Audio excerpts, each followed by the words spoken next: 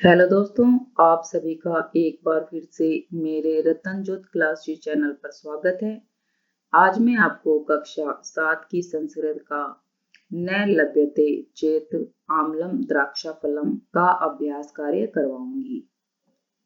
इस पाठ का पहला प्रश्न है, एकः शृगालः इति गीतस्य सा अभिनयं कक्षायां गानं कुर्वन्तु।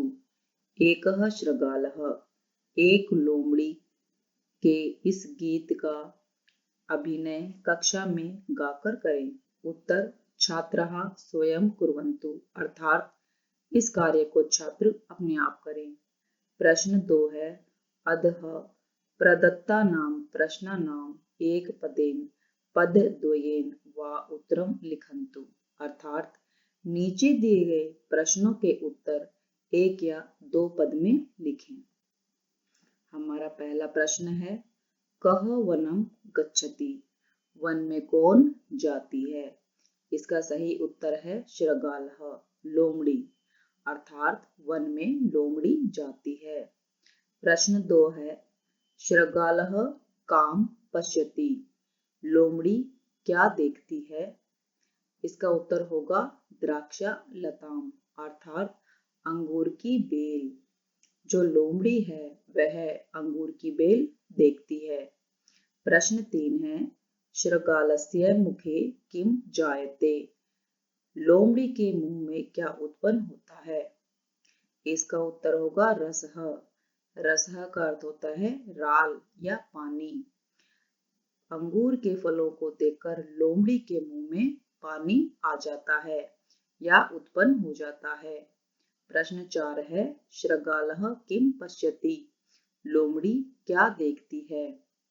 इसका उत्तर है द्राक्षा फलम, अंगूर के फल, अर्थात लोमड़ी अंगूर के फल देखती है। प्रश्न 5 है, द्राक्षा फलम कुत्र दृश्यते, द्राक्षा फलम जो अंगूर के फल हैं वो कहाँ दिखाई देते हैं? तो इसका सही उत्तर है लताशु ऊपरी, ऊपर लताओं में सबसे ऊपर, अर्थात जो अंगूर के फल हैं वो ऊपर लताओं में दिखाई देते हैं। प्रश्न 6 है, किम शृगालः पुनः पुनः उत्पतति, क्या लोमड़ी बार बार उछलती है? इसका उत्तर हाँ या नहीं में देना है। तो इसका उत्तर है हाँ, क्योंकि जो लोमड़ी है वह अंगूर प्राप्त करने के लिए बार बार उछलती है। हमारा आखिरी प्रश्न है, किम शृगालः द्राक्षाफलम प्राप्नोति, क्या लोमड़ी अंगूर के फल को प्राप्त करती है? हमें इस प्रश्न का उत्तर भी हाँ और नहीं में देना है, और इसका सही उत्तर है नहीं, क्योंकि जैसा कि हमने पढ़ा था इस पाठ के अंत में जो लोमड़ी है वह अंगूर के फल को प्राप्त नहीं करती है। तो इस प्रश्न का उत्तर होगा नहीं, जो लोमड़ी है वह अंगूर के फल को प्राप्त नहीं करती है। प्रश्न 3 है, अधः प्रदत्तानां प्रश्नानां पूर्णवाक्येन उत्तरं लिखन्तु, अर्थात नीचे दिए गए प्रश्नों के उत्तर पूर्ण वाक्यों में लिखिए। अब तक जो हमने प्रश्न 2 किया था उसमें हमने एक पद में उत्तर या दो पद में उत्तर दिए थे, लेकिन ये जो प्रश्न है हमें इनके उत्तर पूरे एक वाक्य में देने हैं।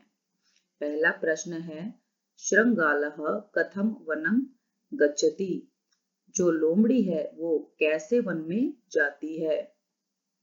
इसका सही उत्तर है शृगालः पिपास्या बुभुक्षया वनम गच्छति, जो लोमड़ी है वह भूखी प्यासी वन में जाती है।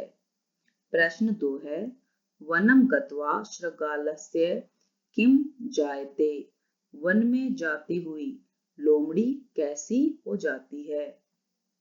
इसका सही उत्तर है वनम गत्वा शृगालः श्रान्तः जायते खिन्नः जायते, वन में जाकर जो लोमड़ी है वह थक जाती है और खिन्न हो जाती है। तीसरा प्रश्न है, शृगालः द्राक्षाफलम कुत्र पश्यति, शृगालः लोमड़ी द्राक्षाफलम अंगूर के फलों को कुत्र पश्यति कहाँ देखती है।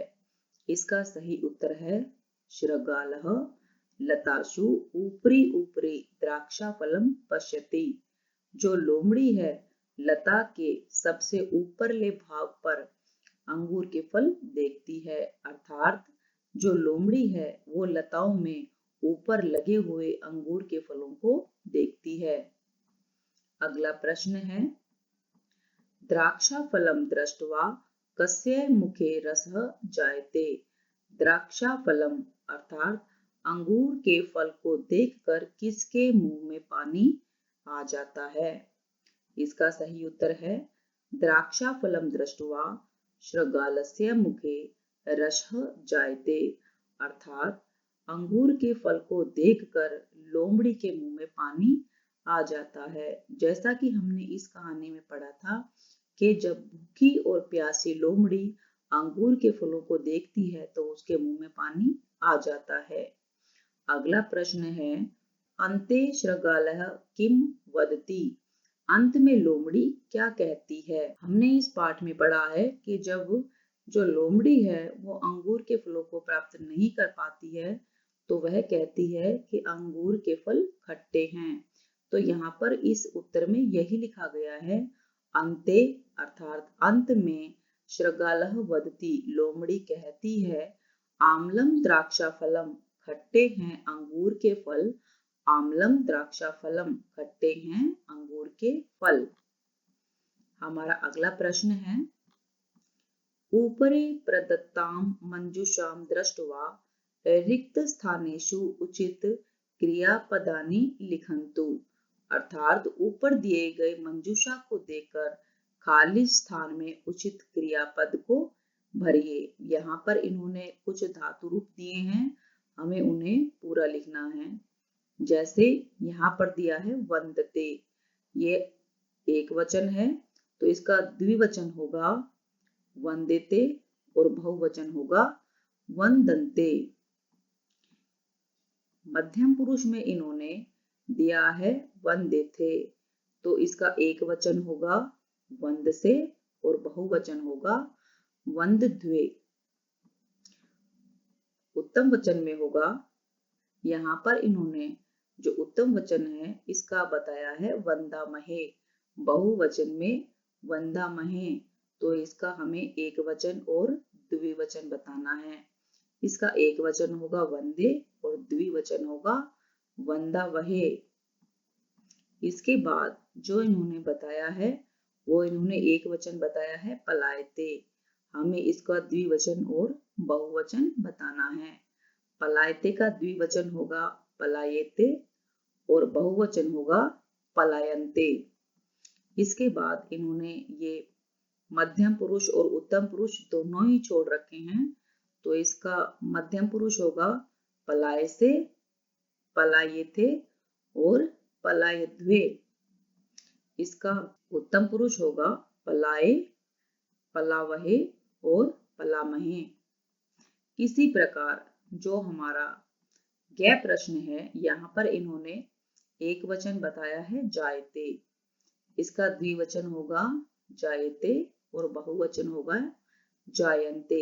इसी प्रकार जो मध्यम पुरुष है उसका एक वचन होगा जायसे, द्विवचन होगा जायेथे और बहुवचन होगा जायद्वे।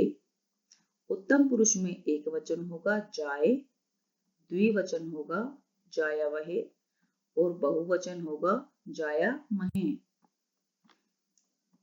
हमारी पांचवी एक्सरसाइज है उदाहरण अनुसारम एक वचन रूपम दृष्ट्वा द्विवचन बहुवचन रूपाणि लिखन्तु।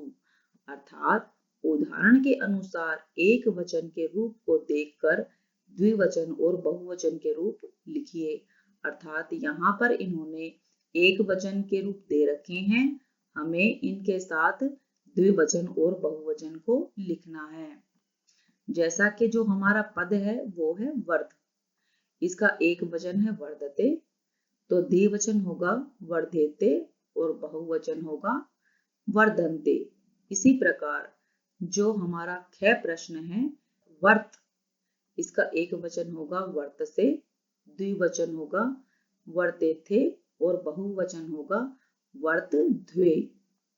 जो हमारा ज्ञ प्रश्न है ये है प्र जमा में काश। इसका एक वचन होगा प्रकाशते, द्विवचन होगा प्रकाशेते और बहुवचन होगा प्रकाशन्ते। जो हमारा घ प्रश्न है इसमें जो पद है वह है वंद। इसका एक वचन होगा वंदे, द्विवचन होगा वंदा वहे और बहुवचन होगा वंदा महे। जो अणय है उसका पद है याच। याच का एक वचन होगा याचते, द्विवचन होगा याचेते और बहुवचन होगा याचन्ते।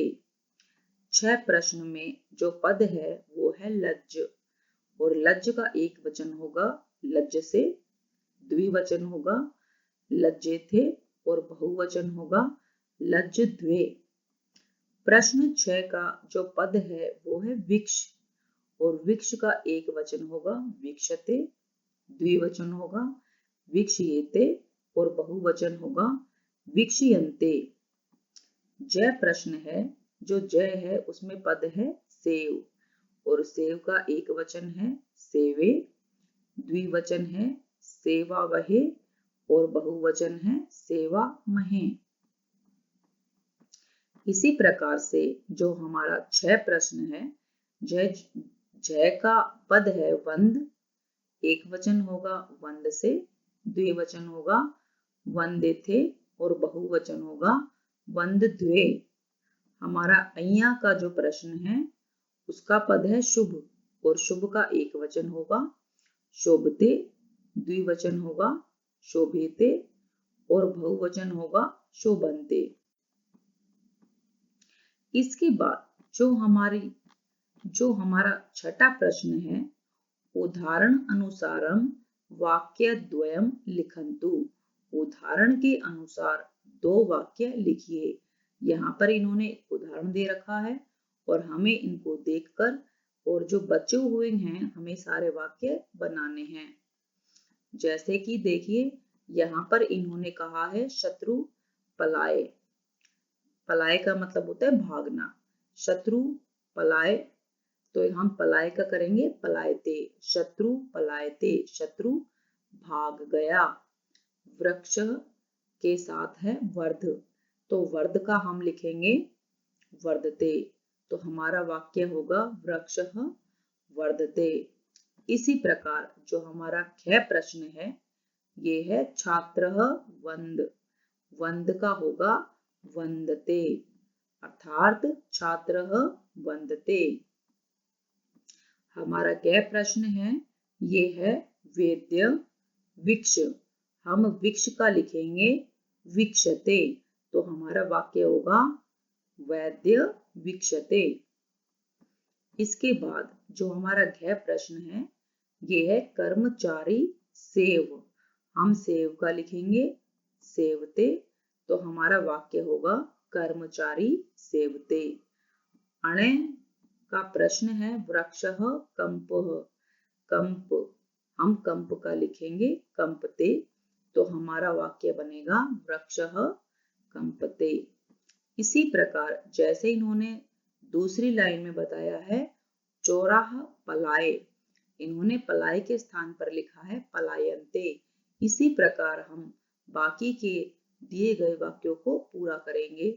जैसे कि जो हमारा दूसरा शब्द है वो है बाला वर्ध तो हम वर्ध के स्थान पर लिखेंगे वर्धन्ते अर्थात हमारा नया वाक्य होगा बालः वर्धन्ते। हमारा दूसरा प्रश्न है भक्ताः वंद।